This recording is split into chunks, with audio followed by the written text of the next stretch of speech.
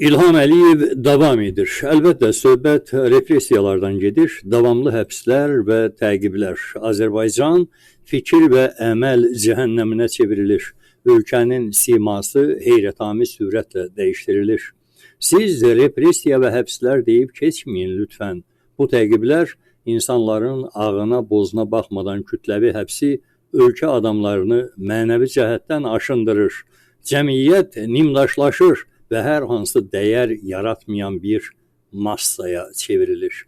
Bu proses barədə bu günlərdə daha ətraflı bir söhbətim olacaq, amma indi bu sürəkli repressiyalar barədə müxalifət lideri Əli Kərimlinin yorumunu sizə təqdim edirəm. Amerikanın Səsi radiosunun keçmiş əməkdaşı, müstəqil jurnalist Ülviyə Əli Quliyeva ötən gecə zorakılıqla həbs olunub. Ülviyə xanımı da uydurma Meydan TV işi ilə əlaqələndirib həbs ediblər. Baxmayaraq ki, Meydan TV kollektivi də heç bir cinayət törətməyib, ancaq Ülviyə Əli heç vaxt Meydan TV ilə əməkdaşlıq etməyib. Yəni, Ülviyə Əlinin Meydan TV işi ilə əlaqəli həbsi 2 qat saxtakarlıqdır. Ülviyə Əli siyasi məhbusların məhkəmələrini daim diqqətdə saxlayan, hələ də azadlıqda olan az sayılı jurnalistlərdən biri idi. Tofiq Yaqublu'nun dünənki məhkəməsinin işıqlandırılmasında da Ülviyə xanımın ciddi rolu olmuşdu. Heç bir şübhə yoxdur ki, Ülviyə Əlini müstəqil jurnalist fəaliyyətinə görə şərləyərək həbs ediblər. Dünən daha bir ictimai fəal Əhməd Məmmədli də saxta digər şəxsə ağır xəsarət yetirmək ittihamı ilə şərlənərək həbs olunub.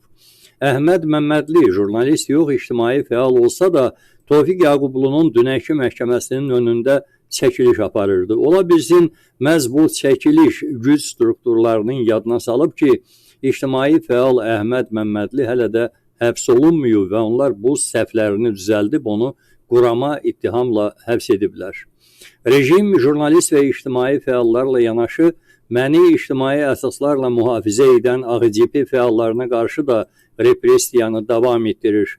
Dünən AXCP fəalı Kənan İsmail da 30 sutka müddətinə inzibati qaydada həbs olundu. Kənan bəy kütləvi tədbirlər zamanı məni müşayiət edən ictimai əsaslarla mühafizəçilərimdən biridir.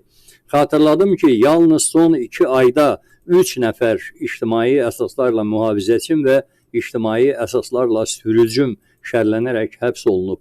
Dünən daha bir AXCP üzvü Rahil Quliyev də yoxa çıxmışdı. Bugün öyrəndik ki, Rahil bəy də 30 sutka müddətinə inzibati qaydada həbs olunub.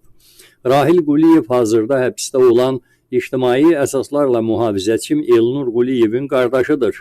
Rahil bəyin də Elnur Quliyevə və mənə təzyiq məqsədi ilə həbs olunduğu şübhə doğurmuş. İlham Əliyev ölkəni elə repressiv üsullarla idarə edir ki, ölkənin xəbərləri savaş xəbərlərini xatırladır. Ölkəyə tam olaraq 37-ci il Stalin repressiyalarının ovqatı çöküb. İnsanlar səhərin açılmağını həyəcanla gözləyirlər ki, qara maskalların gecə ilə kimlərisə apardığından xəbər tutsunlar. Belə repressiv idarə etmə 21-ci əsrə heç yaraşmır.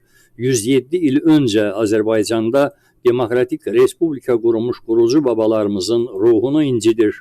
Təsəllimiz budur ki, xalqımızın cəsur övladları bu amansız repressiya maşını qarşısında hələ də təslim olmayıblar. Repressiyaların davam etməsi həm də rejimin qorxusunun, özgüvəninin olmamasının ifadəsidir. Ona görə də xalqımızın bu ağır sınaqlardan mütləq üzü ağ qələbə ilə çıxacağına və uzaq olmayan perspektivdə ölkəmizdə demokratiyanın yenidən bərqərar olacağına şübhə etmirəm.